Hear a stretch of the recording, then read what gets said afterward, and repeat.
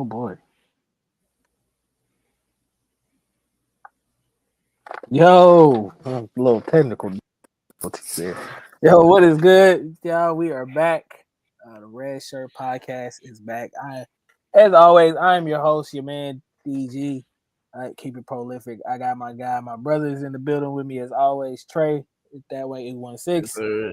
Week 13 is upon us in the college football land, and a lot has changed. A lot has happened. So we are here to talk about it. Definitely tonight. A lot of good matchups coming here in this upcoming week. And yeah, man, it's the season is almost done, almost over. We're getting closer and closer to the CFP. Then some teams are in, some teams are out. And so, see the title of the night, "Who's to Blame?" Definitely we'll be talking about a lot tonight, man. Definitely gonna express some of my feelings about my own personal fans and people. Uh, you know, my Texas Longhorns. We'll be discussing that. We'll also be discussing some other teams as well too. But Tre, how you feeling tonight, bro? I'm feeling all right, man. Like I told you offline, we got to talk about our own team's fan base and everything else. So we got a lot. We got some things to definitely talk about. Yeah, Um, sure, Saturday sure. was chaotic, and we're gonna go through each and every one of these chaotic games. So Yeah, yeah, that's a fact. Let's start off with just a little bit of news coming out of uh college football, coming out of Virginia Tech land. They have a new coach. the Uh, Hokies. the Hokies have hired a new coach. Hold on, let me pull this up real quick. Who is it? Who is it? And if you have not been around and haven't seen the man, the myth, the legend himself, the guy who can't win big games, James Franklin is the new head coach of the Virginia Tech Hokies. Surprised the hell out of me because I did not expect him to get a job that fast, but I guess when you're a program like Virginia Tech, who has kind of wandered in the wilderness for the last couple decades since Michael Vick is no longer there and since the Yeah. days of Marcus Vick, I guess this is the kind of hire you go out and make. So what do you make of James Franklin becoming the new head coach of Virginia Tech? It definitely surprised me. Hold on, I'm trying to find the their hype video because that joint was crazy. Like they made that joint so quick. Uh, it just really it did it surprised me, man. It just seemed to me like they just really they went. I found it. I'm about to send it over to you. Uh, Actually, now I can pull it up after I'm done. Yeah, I can pull it up after I'm done. Um, it just really surprised me because it was just like I knew Virginia Tech had fired their head coach. This was one of the first firings of college football, and I was like, okay, who are they looking at? And you went with James Franklin. Now, anybody who knows, Enter Sandman is probably one of the best introductions, especially in college football. It's fantastic. I've never seen anything like it. But it was an interesting hire because it's like you're gonna get the recruiting side. You're gonna get the recruiters. You're gonna get the recruiting from. You're gonna get kids who are gonna come in there. But the ACC, are you trusting that James Franklin's gonna beat the Miami's, the Georgia Techs, the if they play Virginia, you think they're gonna beat Virginia? You think they're gonna show? Hey, I mean, I think it is good and it's bad. I think it's a solid hiring. But I mean, like, I'm just skeptical. I'm like, is this now just going to project Virginia Tech to win the ACC? No. But I think it's going to put them in a good light. It's going to put them back in a familiar spot. And here, let me go ahead and share my screen because I really just got caught off guard by just the like they really they went all out for this one. So go ahead, you can put this one out here. Yeah, I'm gonna try and put this. Yeah, flip this over to DG. Flip it over. There you go. We're good. I thought we were going to win a national championship there. We were close. We're just going to go win a national championship somewhere else now. The earth literally shakes here. Virginia Tech gets ready to take the field. What he's been able to accomplish, how many games he's won, this would be a great hire for Virginia Tech. Now, again, Virginia Tech, congratulations. I think that, again, he's going to bring in a lot of good recruits. I think that Virginia Tech is going to start bringing in good players. They're going to bring in guys who are going to be committed to the system of James Franklin. Now, the thing about it is that the ACC is one of those leagues that you're going to have to pass the ball. Is James Franklin going to have – is he going to be able to bring in the right guys to help build Virginia Tech into this offensive powerhouse? There's no issue about him defensively. He's been able to do things on the defensive side of the ball. Interesting is can he do things on the offensive side of the ball? I think he can. It's just a matter of the things of can he make sure that this isn't another version of Penn State. I think that honestly, this is a great attention. This is a great fan base get because you're going to have the fan base start believing into him. This is a very passionate fan base. This is a fan base that usually sells out all their games in the ACC, and it makes Virginia Tech a very tough place to play. I think that especially here, I mean, if you told me as a kid, oh yeah, James Franklin, that's the new head coach of the Virginia Tech football team. Like I would not be seeing, like I did not expect to see myself with James Franklin walking around in burgundy and in maroon and orange. But I mean, it works out. I think that he'll start really getting accustomed to it. I think that he's going to do whatever they got to do. Again, he was right. They were close. They were very close to a national championship team. They were very close of getting over that hump. But the thing about it is once you're going from place to place, you're going to have to reestablish that culture. But I mean, honestly, I do believe that James Franklin coming into this school, it's a solid get. It's a very solid get. I think that he'll feel very right at home. I think that he'll very much so get the attention from the fan base. He'll get the attention from the players. He's gonna be at a spot to where the fan base and the program will buy into him. I think that this can help them out in a very multitude of ways. It can be a spot to where if the right situation looks like this, James Franklin, I'm not going to say in year one, but within the next, I'll say year 2 or year 3, he'll go to Virginia Tech, get recruits, get things a little bit lined up towards the way he wants it to go. And from then on, they could be a team that could be one of those 4th, 5th teams in the ACC. Now, do I think that he's going to be able to beat both the Miamis, the Florida States, the Clemsons, the the Louisvilles? I don't know, not right now, but I think that it's a solid hire in general. Yeah, I'm sorry, I'm back. My computer is stupid. Yeah, I was pleasantly surprised that they made this hire. But like I said, when you're a program like Virginia Tech, I think that it's kind of had some good tradition there over the years at points in times, but hasn't been able to replicate that in the last recent history. This is one of those hires I think you kind of have to make, especially to get. I mean, the one thing we can say is James Franklin does know how to recruit. Yes. You can't get kids to come to his program and buy into his program.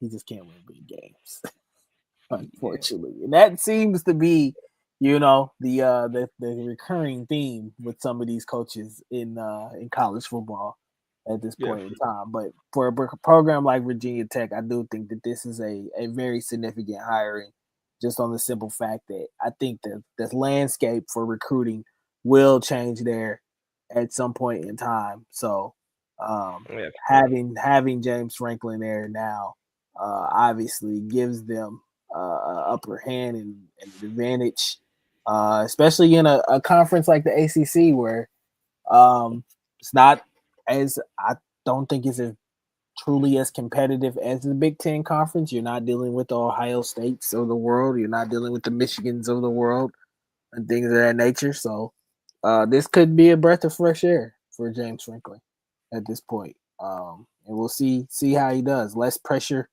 on him right now to kind of build this program back up, I would assume.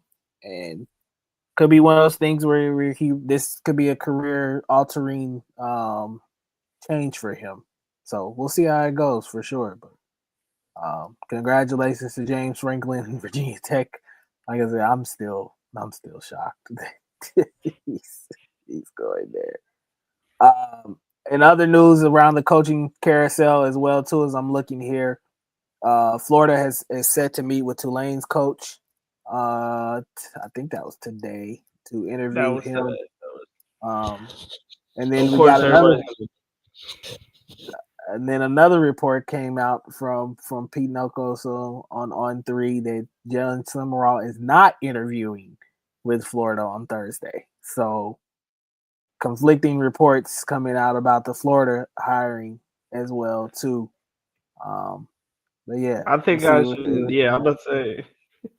Also on the coaching carousel, because DG, we talk a lot about coaches, and we talk about coaches who were there or who are currently there that could potentially leave. I.e., earlier in the week, Lane Kiffin was reportedly getting off of a plane in Baton Rouge, and we don't know what's gonna go on. And it's just a lot. But I think that right now, I think that you got something that you really need to get off, and I'm gonna let you get your stuff off, and then I'm gonna get mine off. Yeah, man. The bullshitty. I'm sorry. I'm going to cuss. The bullshitting reports that have come out these last couple of days. Desmond Howard, about the one Steve Sarkisian at the University of Texas leaving the University of Texas and going to another job or taking a job in the NFL. Obviously, what he has told us are obviously untrue and false.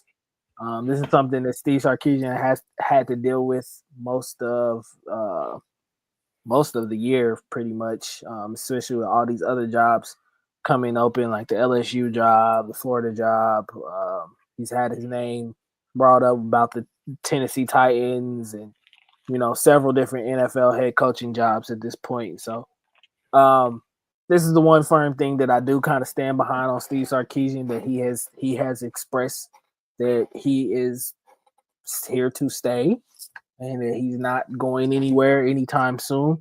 And I don't expect him to go anywhere anytime soon. And if he did, it would absolutely shock and surprise me if he did. Obviously we all know that new opportunities come up and, better opportunities come up as well too. And I can't never blame a player or a coach or anybody like that of trying to better their lifestyle or better what they want to do in this game. But I don't see at this point how you go and get a better job than the University of Texas unless you are making a jump to the NFL. I don't see him moving laterally to go to a Florida or to an LSU or to another program at this point and trying to build that program up as well, especially when you've put all the work in at the University of Texas right now. and what is going on for the future there. So I'm not really sure why Desmond Howard would come out and say. I kind of thought that was sort of disrespectful from Desmond Howard, in my opinion, especially when there is a guy that you are, I would say, in the same kind of field with, to kind of come out with conflicting reports like that, not knowing that it's not true or whatever. It kind of seemed like Desmond Howard to me was kind of stirring the pot a little bit or whatever. So I know Steve Sarkisian doesn't appreciate it. And as a fan of the University of Texas, I didn't really appreciate it either. It kind of was something that I rolled my eyes at. So I don't know if you saw the video, but what were your thoughts on it? There's a lot of things that you said here. Me personally, watching as a college football fan, number one point, Desmond Howard, brother, you work on college game day.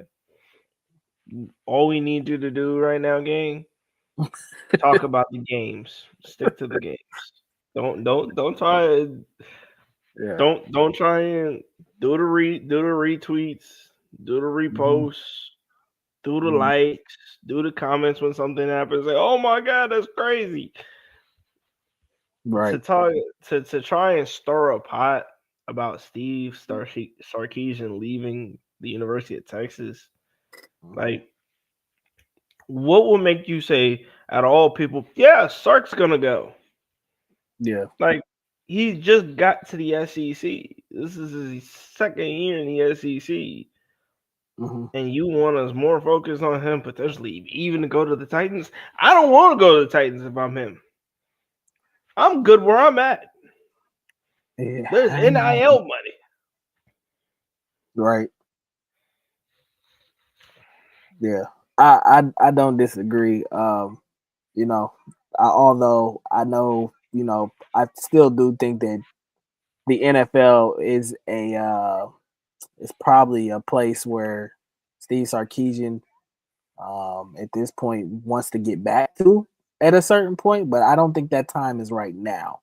Not now. Maybe a little bit later on in life or whatever, but I think he's fully committed to what's going on on the 40 acres at this point. So we'll see what happens, man. Obviously, like I said, if he were to leave, it is what it is, man. Like I said, I can't never blame anybody for elevating and trying to take a chance and an opportunity to better themselves, but I just don't see that happening at this point. So we will get into other news as well. Coming out of the week, new Heisman odds have obviously popped up this week.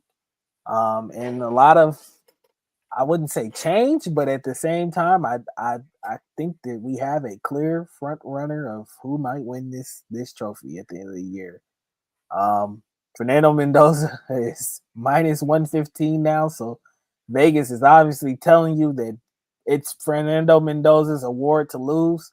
I think that's a lot indicative off of how well Indiana has played this year and how surprising they have kind of been.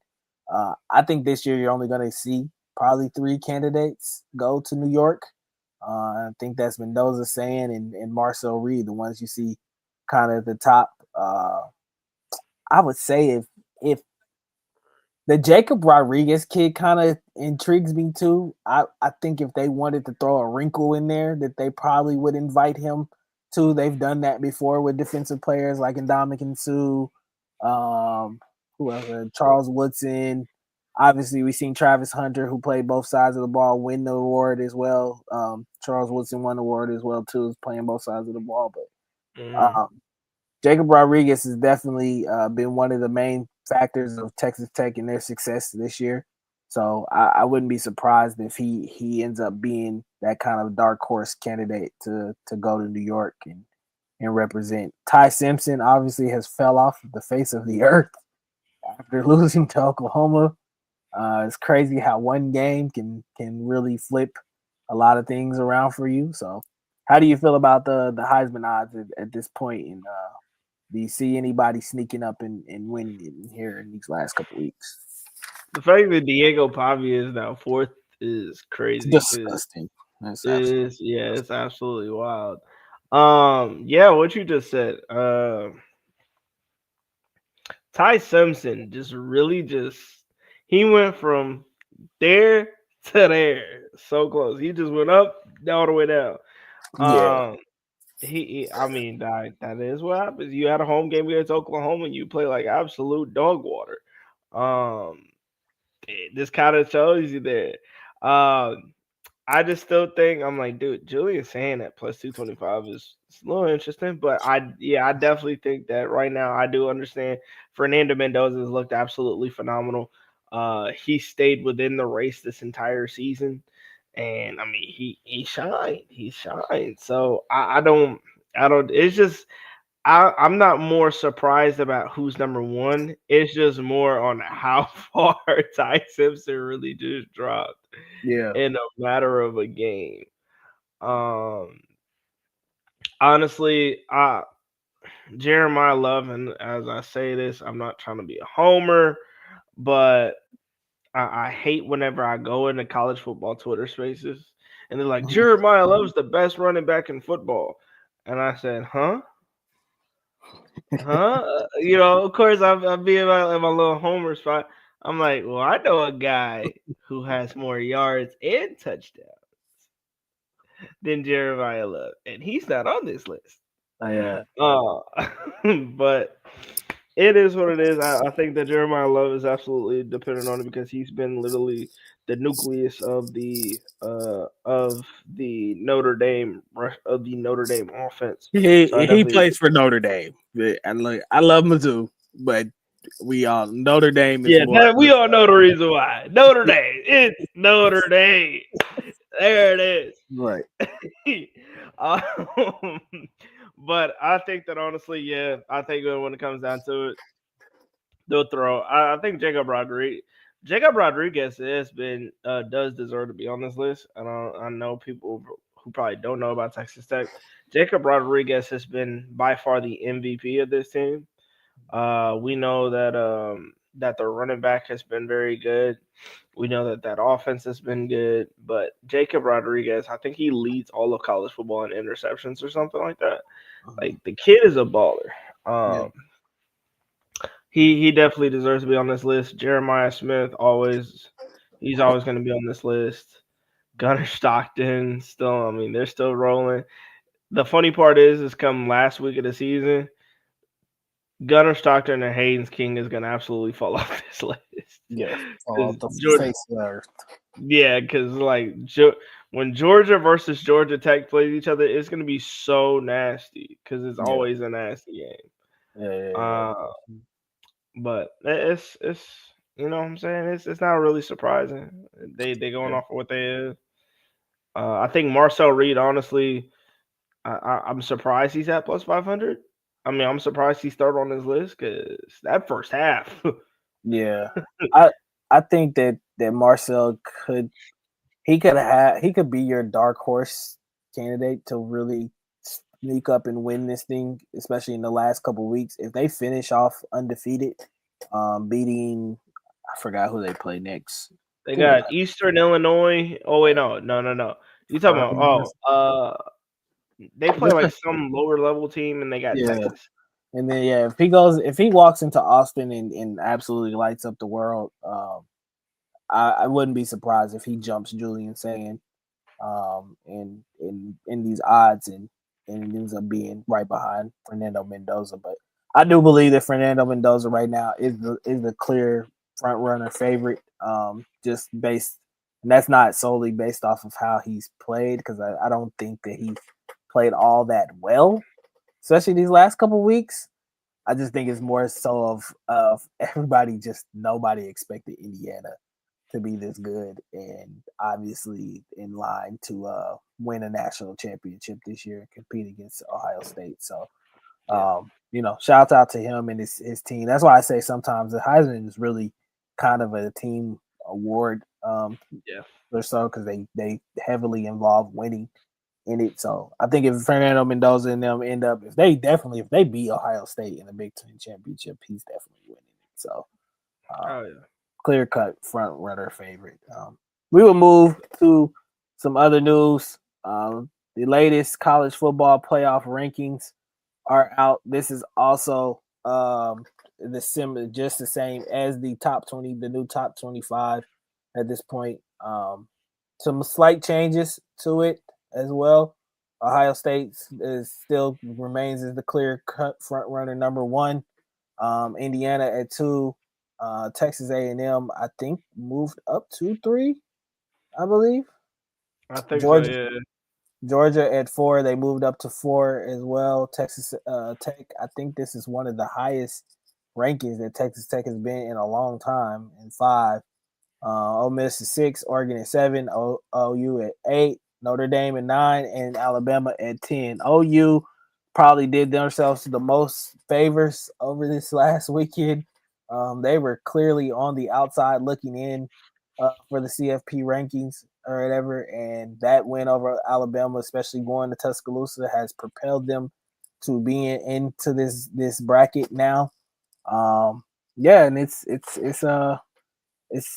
definitely surprising to see, especially where OU kind of was in the middle of the season now to where they are at this point. So obviously see who rounds out the rest of this list. Your Mizzou Tigers are back ranked again at 22 after a thrashing of Mississippi State, bouncing back after their loss to Texas A&M at home. So, and also we got a top 10 matchup coming up this week in OU. And traveling, you guys travel to Norman, right? Travel to Norman to take on the Sooners. So, what do you think about the new latest rankings so far?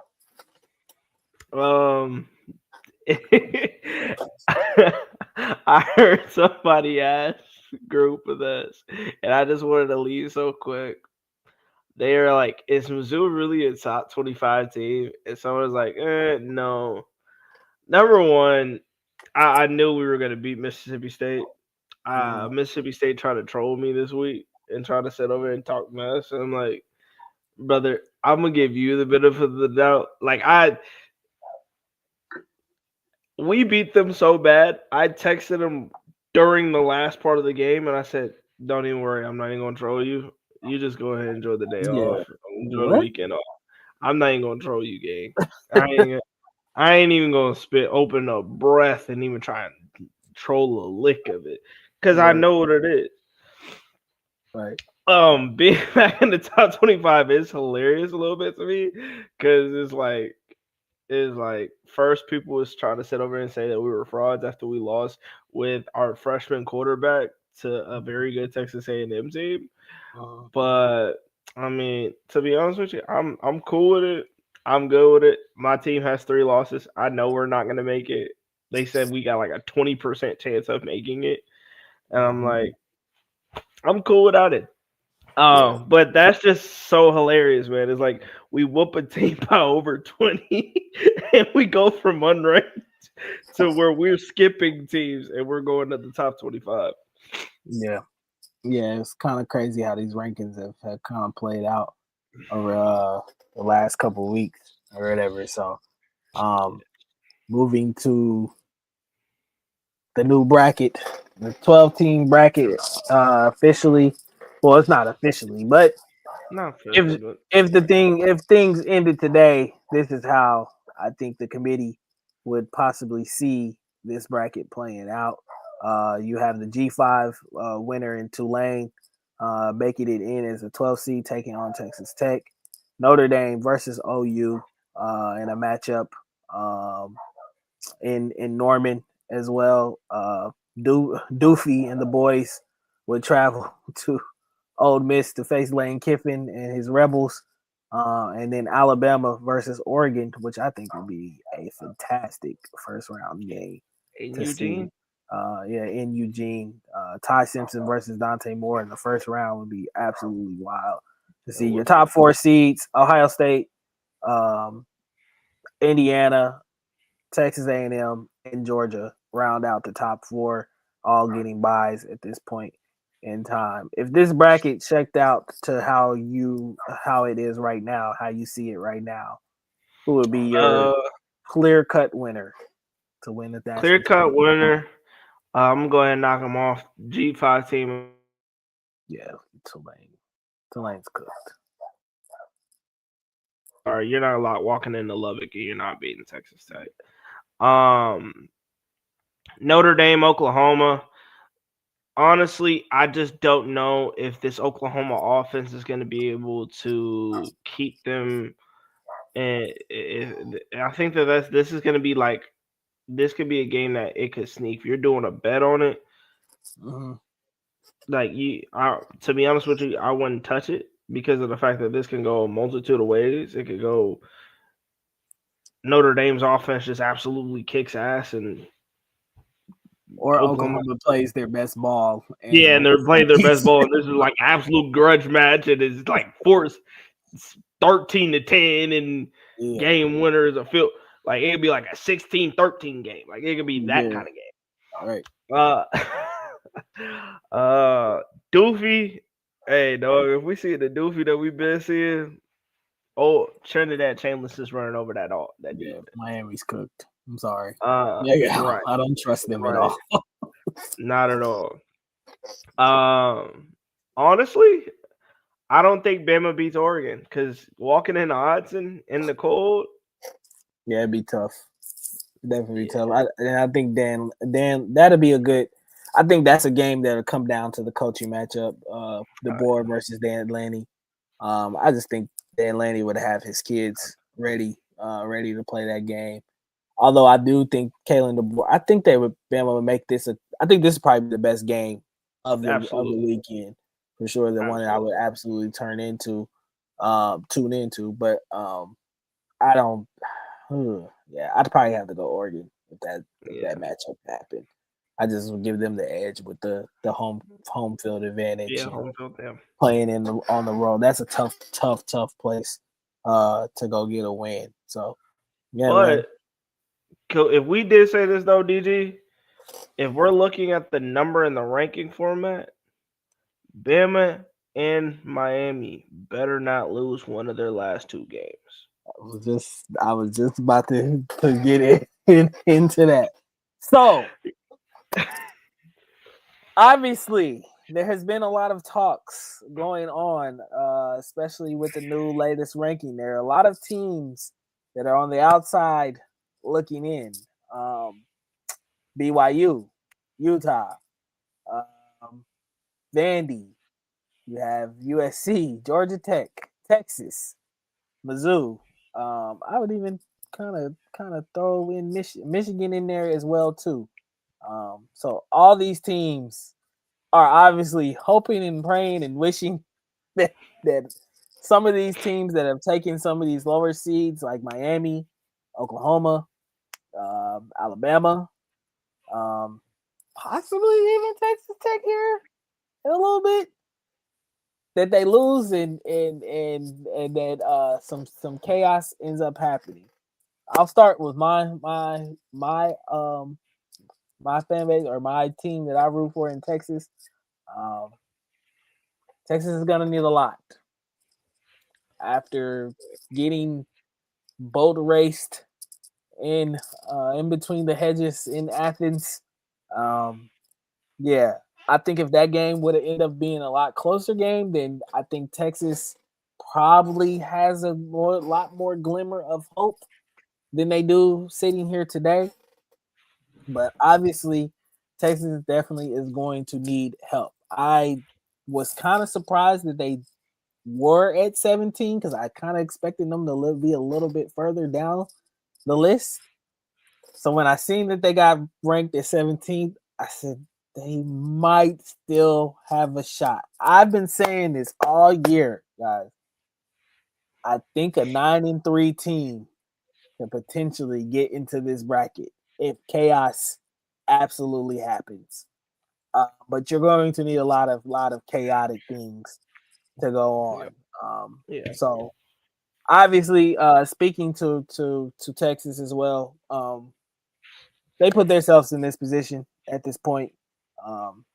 clearly, I kind of expressed my my thoughts on the timeline today on Twitter. And then basically just said that Texas doesn't deserve to be in right now. You cannot lose to Florida.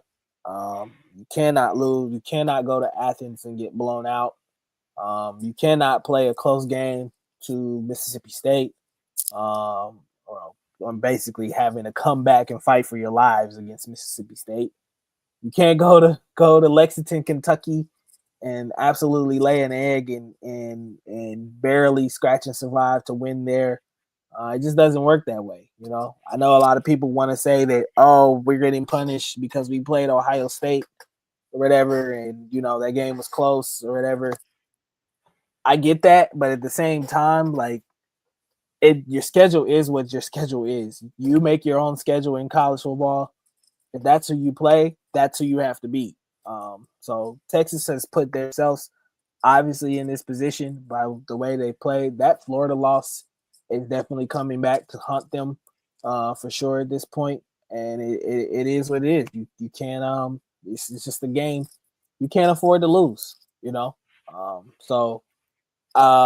Ultimately, I'm gonna be the biggest hate watching person this weekend.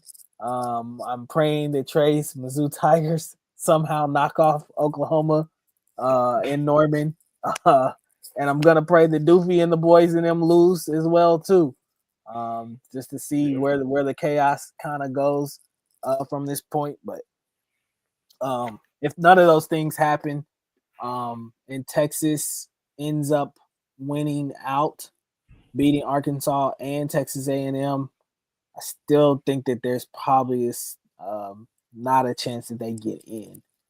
If those things do happen, and they end up beating Texas A&M in a very impressive win or whatever, I do think because of brand, because of who's your quarterback, and because of the ratings and things of that nature, you could potentially probably see Texas get into this 12-team bracket or whatever. So I kind of think we are leaning towards a 9-3 team, whether that be us or somebody else getting in. So we'll see what happens. How do you feel about all that? Starting off with, we were rebuilding anyway. Like, of course, we're always going to try and put up a fight, but this is technically a rebuilding season for Mizzou. Mm-hmm. It does, like, as I look back at it, I looked all week, and I was just like, man, if Bo doesn't get hurt against Vandy, are we seeing a Mizzou come back against Vandy at Vandy? If Bo looks towards his left and he sees a wide open receiver down over in the side near the sideline, how does that change a lot of things? Like me from a fandom perspective, I'm not mad about it. Was it the greatest of seasons, or has it been some of the greatest of seasons? No, because I mean, for me, it's been what's your team looking like afterwards? Okay. Yeah. If you telling me that Mizzou goes 8-4 and 9-4, including the bowl game, and you said this is your rebuilding season, a lot of teams will take that. I'm taking, me including. Yeah. But I mean, I would say the number one thing for me this season has probably been heartbreaking. I mean, it was a heartbreaking season because you're this close to beating Bama. Mm-hmm. You're this close to beating one of the top teams in college football. You were this close to beating Vandy. Now, I'm not going to take into consideration of the Texas A&M game because I know exactly what that game was going to be. That game was going to be a very tough game to win, where I honestly thought that Texas A&M was going to win because of the fact that we were running a freshman quarterback out there. And I mean, I love Matt. I love everything about Matt. I think that he has a bright future with us at Mizzou. At that current point in time, you're not gonna, you don't feel like in that current point in time, you're not all that confident that a freshman quarterback can go in there in his first for real start that he was going to be able to come in and win. So I kind of knew off of when Bo went down, our chances were pretty much shot. But I mean, I would love to play spoiler. We got a very, like you said, we're heading to Norman to take on the Sooners. We could be the reason why OU gets knocked out. I need go it. in there, take care of business. We could knock OU out of contention. Yeah.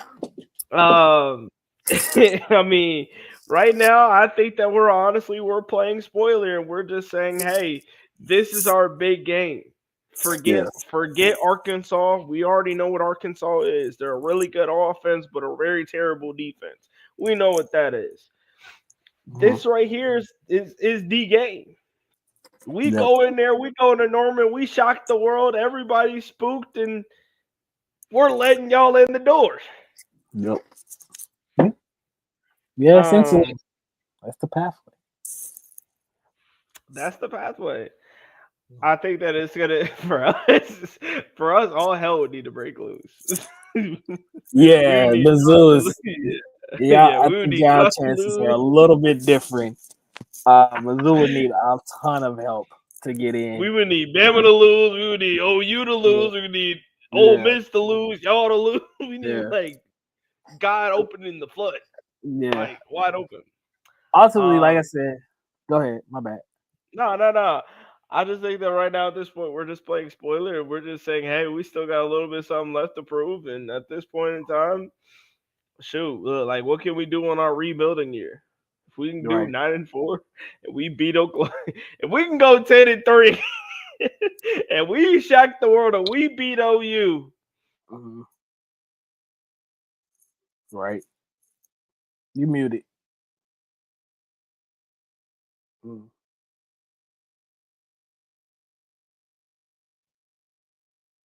You muted. I don't know what you did, but you muted your mic.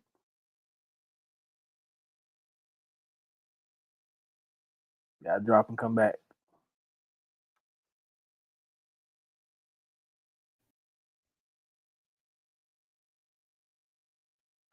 Anyway, y'all, Trey is coming back or whatever. The pathway, yeah, I think for Mizzou is kind of bleak at this point. A lot would need to happen. A lot would need to happen for Mizzou to get in. I think for Texas' sake, for them to get in, I think you probably need 3 teams in particular to lose. Oklahoma would have to go down. Virginia Tech would need to beat Miami. It might prove pivotal for Syracuse to knock off Notre Dame, but I don't think that's as necessary as a BYU team losing to Cincinnati. I think that ultimately that's probably. Are you back? Okay. Ultimately, I think that's probably the pathway for Texas. So BYU losing, Miami losing, and Oklahoma losing as well. Plus, you'd have to take care of beating Arkansas and beating Texas A&M. And I think that ultimately that might get you in the CFP at a 9-3. But that's a lot to happen. So I think the chances for the Longhorns are probably razor thin at this point. I'm not saying that there isn't no hope or anything, but it's very slim. Very, very, very slim. This is almost like the NFL when you're that 9-10 team on the line and you need a couple of those teams ahead of you to lose in order to get in. And you're praying week 17 some kind of miracle happens. So yeah, I think that's ultimately what most Longhorn fans are facing right now. You desperately need a miracle to happen for you. But I was gonna speak to this, man. For the Longhorns, if they don't make the CFP, it's a failed season. I don't care what bowl they end up in. At the end of the day, finishing 9-3 and not making the college football playoffs is a failure, in my opinion. Yeah. You've been to the semifinals the last 2 years of this thing, and now to get to this point, be a preseason ranked number 1, lose to Ohio State, and then of course dropping the game to Florida, and then getting beaten to hell in Athens. It's a failure. Yeah, y'all didn't have an impressive game against Kentucky either. Yeah, so. yeah, it's an obvious failed year. If all that happens, and I think some changes would obviously need to be made. I'll get into a little bit of the game as well too. Yeah, man, this team is so undisciplined. We both can talk about our teams. It's so frustrating to watch this team this year, especially because of watching the 2 previous teams the last 2 years. Even though they had their flaws, they were not this undisciplined. In a way, that game last Saturday night, you did way too many and self-inflicting things, from drop passes to penalties, to not even lining up correctly. Colin Simmons with the obvious offsides on 4th and 5 when you're trying to get off the field. I think all that happening for you to still be in the game going into the 4th quarter, and it being a 4-point game essentially, and then it just turned into an utter catastrophic nightmare after that.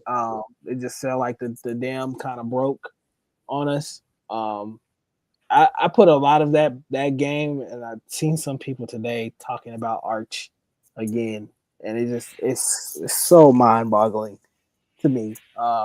Of course, obviously being the quarterback, you're going to get the blame, especially when you lose in big games like that or whatever. I think Arch was far from the problem on Saturday night. Again, receivers miserably failed him. The offensive line at points in times miserably failed. The defense in the secondary miserably failed. And I think a lot of it has to fall on Steve Sarkisian. He did not have us prepared to play that game.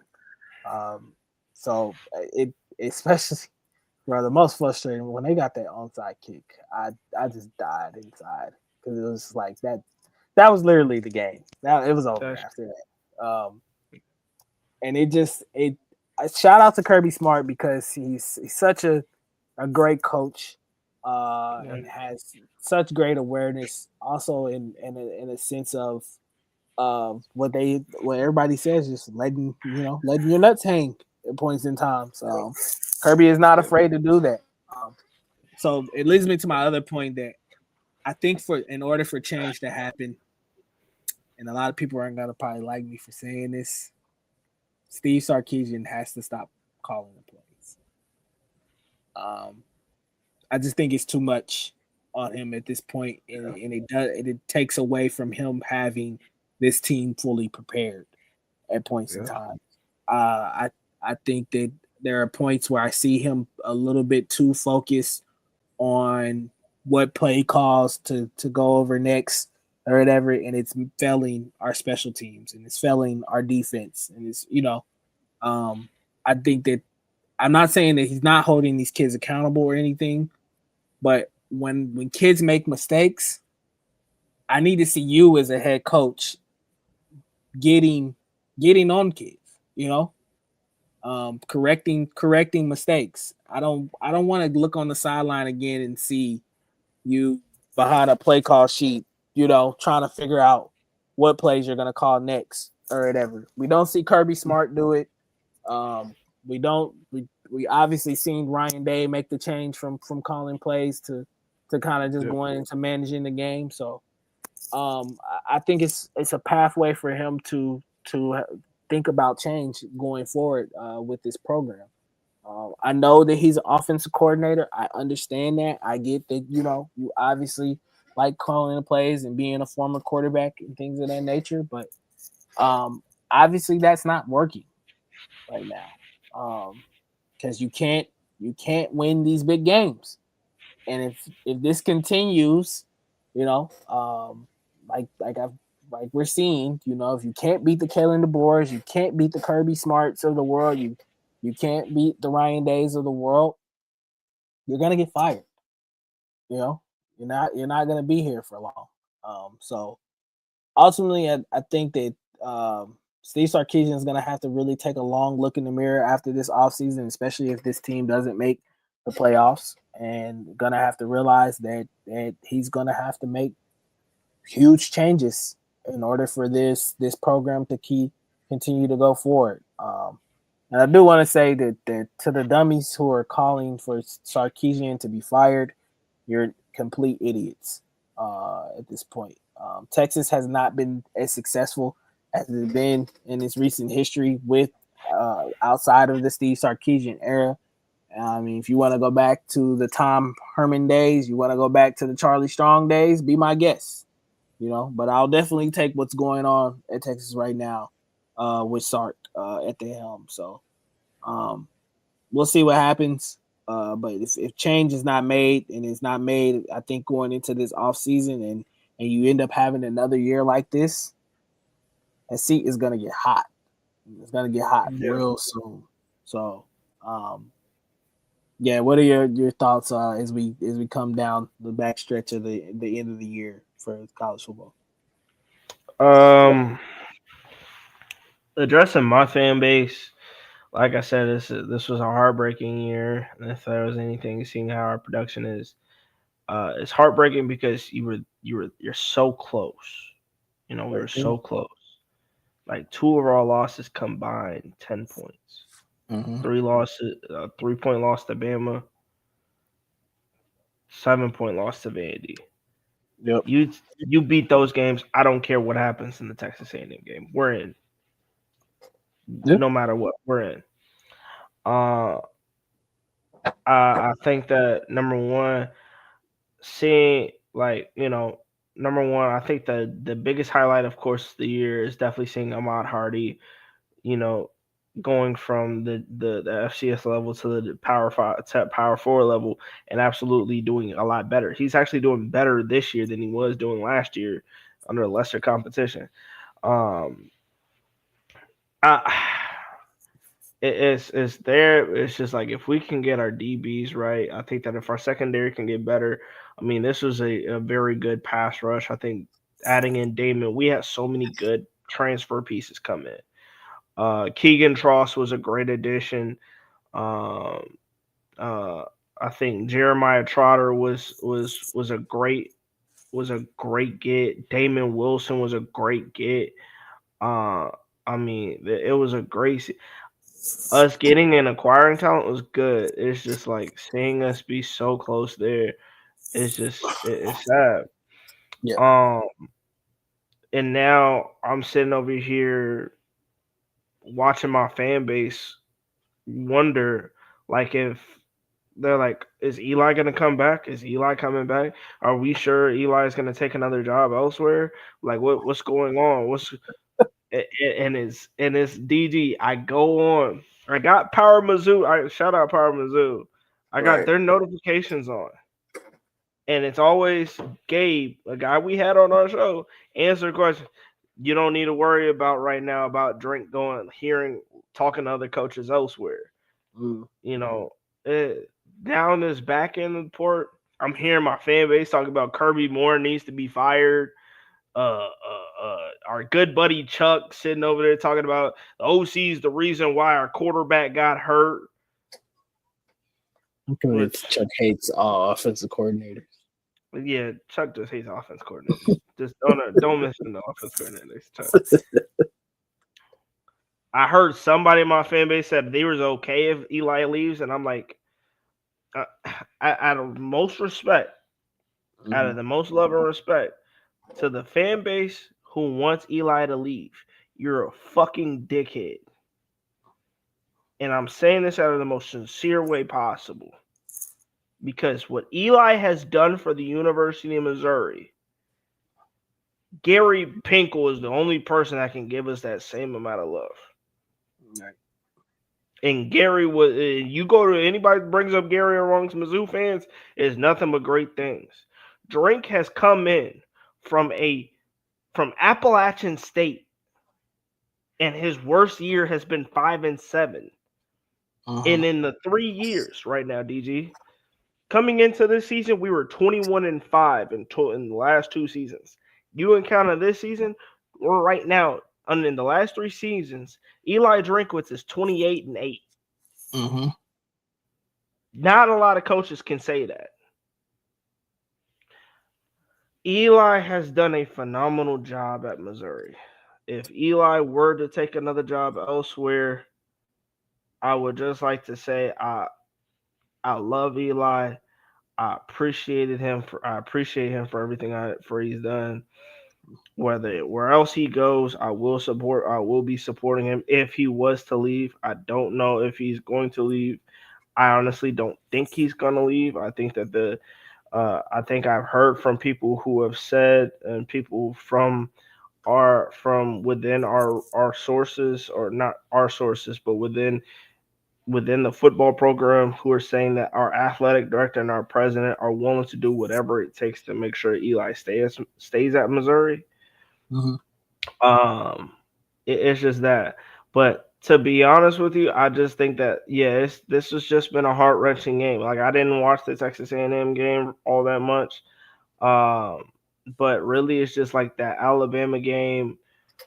The not just losing to Vandy, but you lost Bo for a few weeks after losing to Vandy.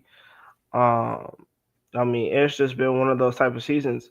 But I mean, it's just been one of those type of things. Getting criticism from the outside sources who believe that these last 2 years have been a fluke. Watching people still try and diminish what Mizzou football is. It is what it is, but I mean, honestly, I'm not upset about how I'm upset about the losses, our 2 losses, and how it happened. But I think in totality, it's like, again, you're in a rebuilding season. You're in a rebuilding season that the books had us at 7.5. Yep. We're at 7 right now. We got 2 games, and this is no disrespect to Arkansas or none of the fans. I fully believe that we're going to go right into Fayetteville and win. I think that we're going to go walking right into Fayetteville, take care of business, and hit that over in total wins. But it's just all in all, it's just, again, it was definitely a heartbreaking year. I think that, again, we got a lot of great guys. I can't wait for next year, because I think that as we're getting closer and closer to National Signing Day, this has been a solid year. I mean, there's been something did pop up from Mizzou football where they posted a GIF of a football player doing a backflip, and there was no context. So I don't know if that's the social media's version of a Batman symbol saying that Eli's going to get extended or something. But I just, for me, it's just been heart-wrenching and annoying, mainly just because fans like Chuck are wanting to blame Kirby more for so much. You can't blame a OC for a quarterback getting hurt. Cool, you want to judge a play calling? There's a reason why they got a job and we don't, because there's something that they saw. Yeah, that plays don't happen without the certification or the standoff or the check mark or the okay by the head coach to go out and play it. Yep. It just happens. I just hate, again, when we got a fan base, when we have so many negative people in our fan base who talk shit on a player, who talk shit on OC, and you hating from the outside, you watching the game respectfully. Like, you not coaching, you watching. So how are you supposed to be making the calls or making the determinations? But honestly, it's a rebuilding season. Kind of like what Gabe said. If you go, nobody's mad if you go 8-4 on the rebuilding season. Yeah. It just is what it is. But we got a couple more games left. We got a bowl game to play, but that's probably how I've been feeling this entire season. Yeah, yeah. It's all really at this point about both teams finishing strong. You at least want to win these next couple games. At least give yourself a chance if anything, if any chaos ensues or anything like that. So Right. still got to take care of business. And obviously finish out strong. So but we'll see where it goes, man. I have enjoyed the season as well. Whoever ends up winning, this thing, winning it all, tremendously deserves it. Especially for the way this season is kind of gone. So I'm here for all the chaos that's going to ensue over these next couple weeks. Before we get out of here, man, we got congratulations are in order. Uh, your alma mater, the Lee Summit Tigers, have advanced to the state quarterfinals and winning the district championship over the North Kansas City. I think are they the Hornets? The Hornets, yeah, they're the Yeah. Hornets. North Kansas City Hornets winning the district championship.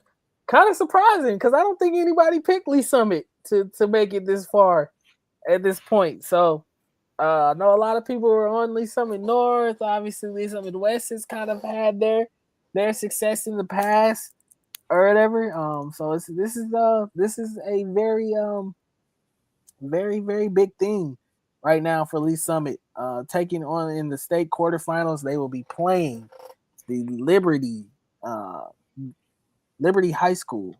I don't know where this game is actually going to be. Let me look. Let me look.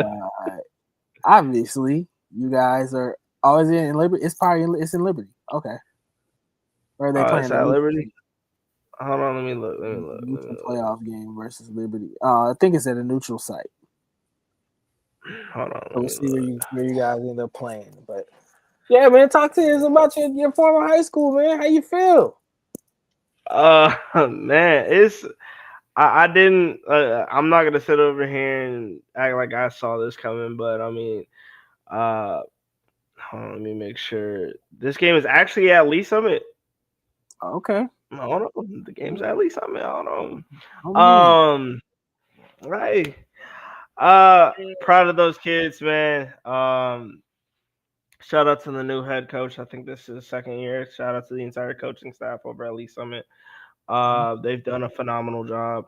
It started looking rough at the beginning of the year, and I was like, dude, whatever the hell is going on, please get it fixed. Because they were on a 3-game losing streak, and then they just they were on a 4-game losing streak. Yeah, turned it around. They flipped that switch. I guess that loss to Liberty North kind of was that flipped that switch. And I mean, they haven't lost the game since. And hopefully, I'm knock on wood. Hopefully, I'm not the reason why they lose. But extremely proud of this team. Extremely proud of how far they've gone. I would love to say that my alma mater would be heading to the Final Four in high school football. I mean, this would be a very, very exciting time for us. I think that outside of Lee Summit North, nobody else has really gotten back out there in like a while. So I mean, honestly, this would be a very, very exciting time. I think any student who goes to Lee Summit should be very excited. I think that any student who is thinking about going to Lee Summit for next year, or if you're there and you're just not into football, go to this type of game, because I promise y'all this. When I was in school, we hosted our first game and we lost to a team that I felt like we should have won. So honestly, this is a very exciting time for Lee Summit. I think that they absolutely deserve it.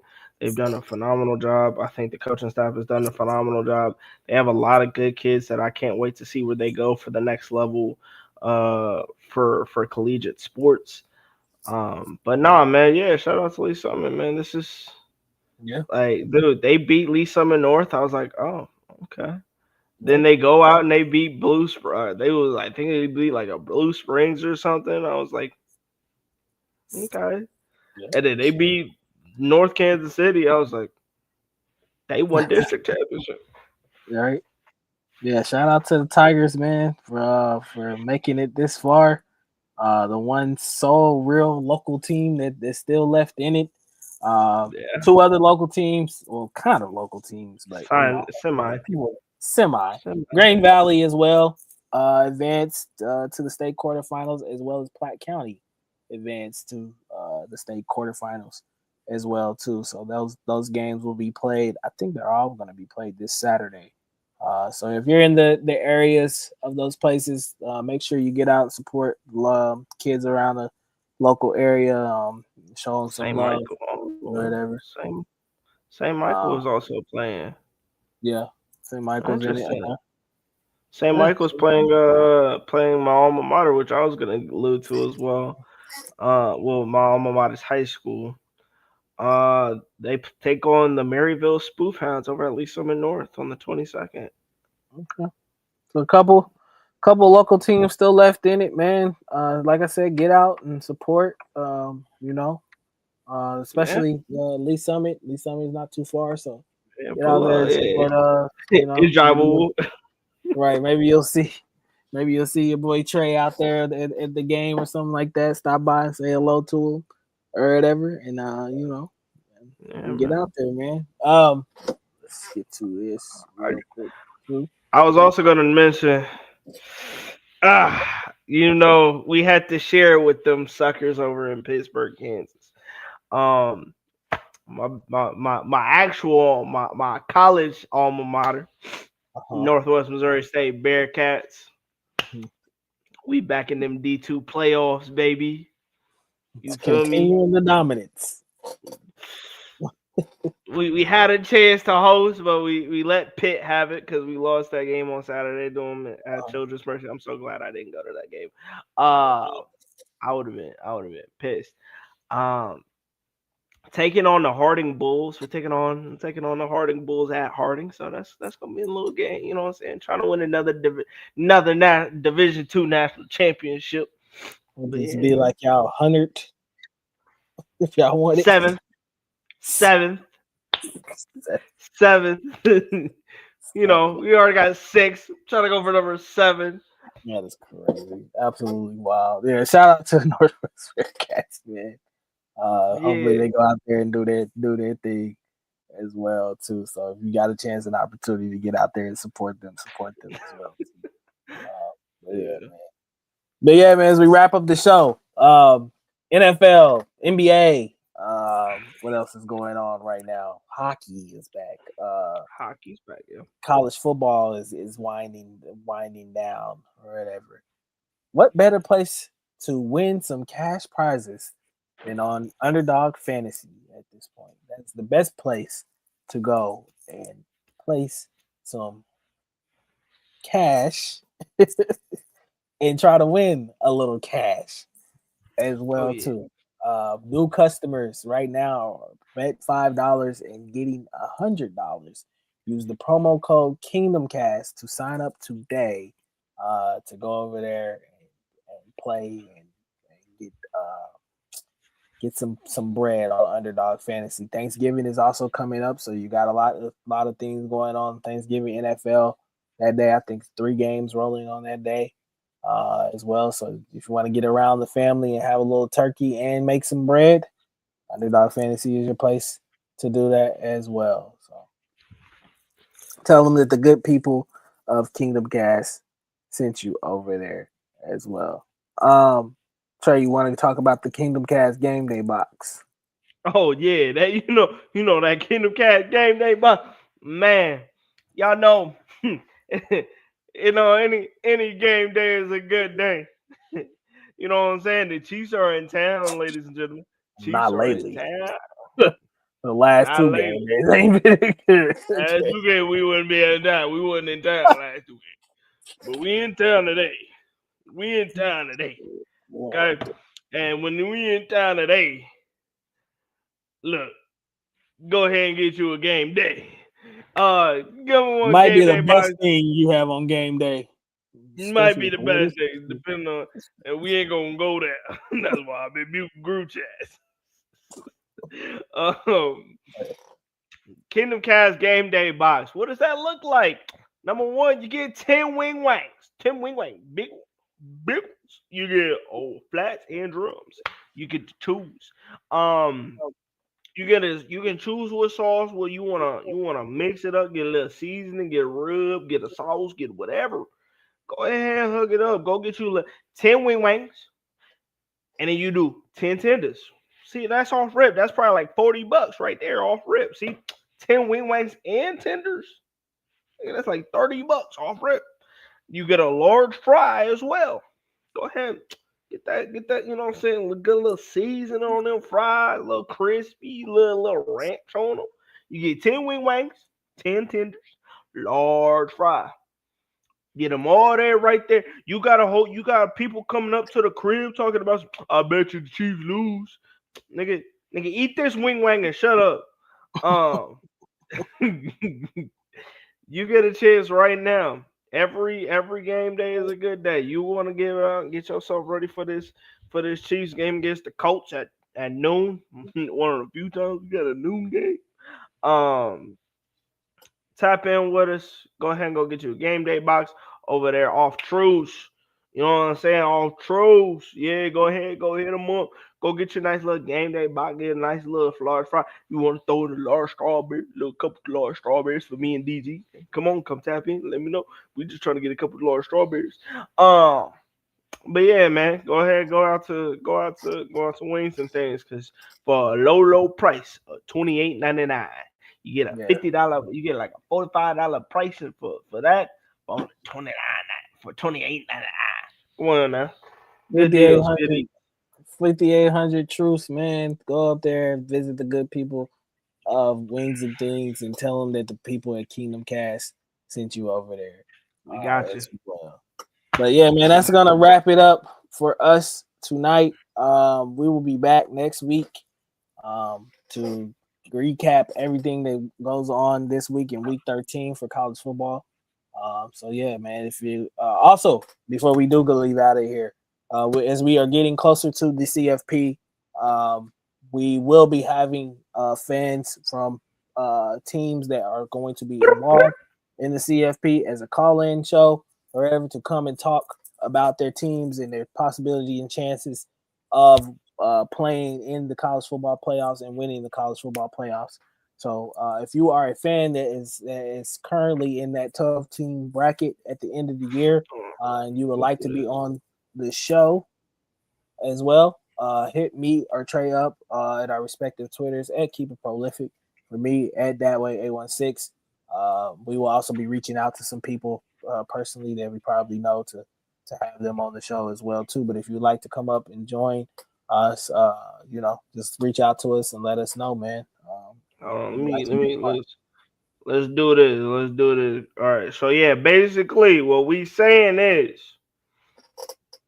if you're a fan of Ohio State, OHIO, them fans, go ahead and stand up. Indiana, Texas A&M, Georgia, Texas Tech, Ole Miss, Oregon, Oklahoma, Notre Dame, Bama.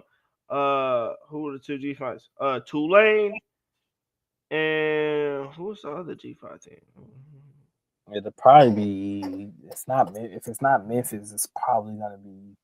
I think there's maybe only one North Texas. Maybe if Tulane loses. I think so.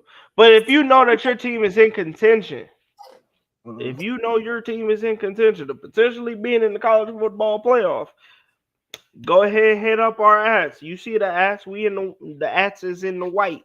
You feel me? We got, you know what I'm saying? I'm gonna make sure that the Skull Duck family is gonna be out there. I'm gonna make sure, I know especially I got some Skull Ducks, I got some Ohio State fans. We gonna make sure that they pull up, but we gonna make this a vibe. And DG, where we gonna have this at? It'll probably end up being through Playback TV on our Playback channel to get everybody, as many people as we can on it, as well. So we'll get that all set up and get the information out to you guys here soon. And like I said, just hit us up at our respective Twitters to if you're really interested and want to be down for that show. So yeah, let us know, man. But yeah, that's gonna do it for us, guys. Tell the truth. It's gonna be up next here, recapping Chiefs versus Broncos. Kingdom Cast is tomorrow at the same time, as always, as followed by Magruder Files on Friday to recap and preview the upcoming matchup against the Indianapolis Colts as well. So thank you guys for joining us tonight. We love you and appreciate you guys as always. Peace.